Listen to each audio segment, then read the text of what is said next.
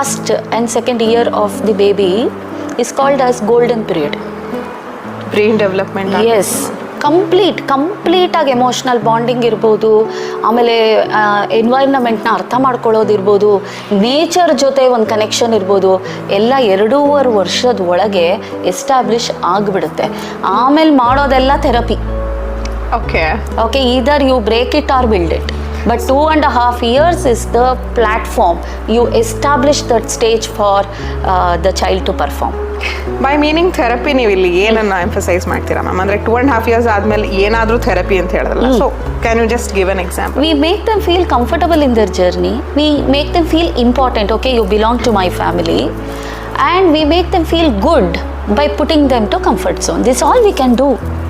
But ಈ 2.5 ವರ್ಷ ಏನು ಇಂಪ್ಯಾಕ್ಟ್ ಆಗಿದೆ ಅದು ಅಡಲ್ಟ್ಹುಡ್ಡಲ್ಲೂ ಅದರದ್ದು ಛಾಯೆ ರಿಫ್ಲೆಕ್ಷನ್ ಇದ್ದೇ ಇರುತ್ತೆ. ಓಕೆ,